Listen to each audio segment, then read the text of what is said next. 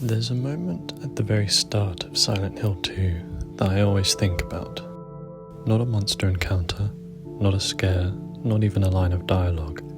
It's just the main character, James Sunderland, standing in a public bathroom, staring at himself in the mirror.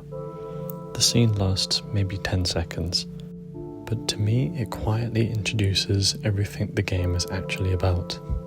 Not the town, not the fog, not the horror, but James himself.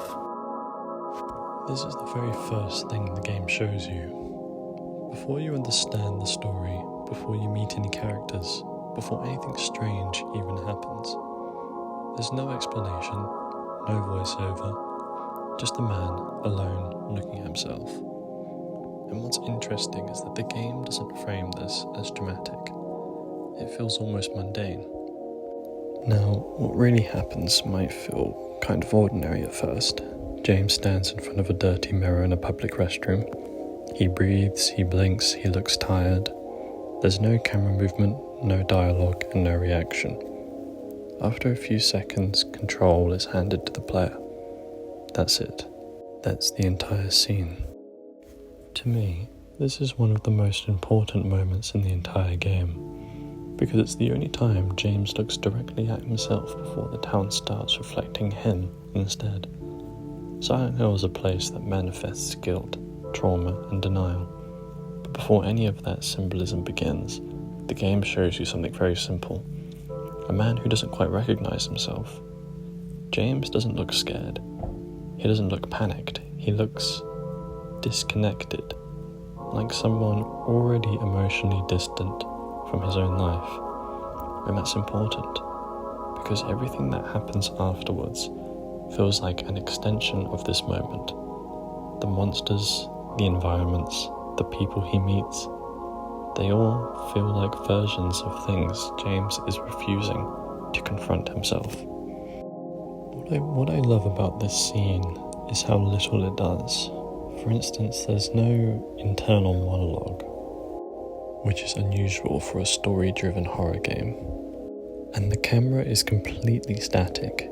It feels cold, observational, detached. The game doesn't tell you how to feel. It just lets you sit with the discomfort of looking at someone who feels wrong. Not physically, but emotionally. Even the mirror itself is dirty and unclear. You're not given a perfect reflection. You're given something slightly obscured, which feels very intentional. I've always felt like this scene frames James as someone in denial, not about Silent Hill, not about the supernatural, but about himself. He doesn't question why he's here. He doesn't react strongly to the letter. He doesn't seem surprised by anything. It's like he's moving through the world on autopilot. And this mirror moment feels like the last time he has a chance to actually see himself clearly before the town starts doing it for him in much more disturbing ways. Later in the game, everything becomes symbolic, abstract, psychological. But here, right at the start of the game, the symbolism is incredibly simple. A man avoiding his own reflection. What I really find powerful about this scene is how quiet it is. Most horror games try to hook you with fear right off the bat. Silent Hill 2 hooks you with discomfort, curiosity. It doesn't ask, are you scared of what's in Silent Hill? It asks, do you understand who you're playing as? And I think that's why this scene works so well. Because Silent Hill 2 isn't really about monsters. It's about memory, guilt, and the stories we tell ourselves to survive.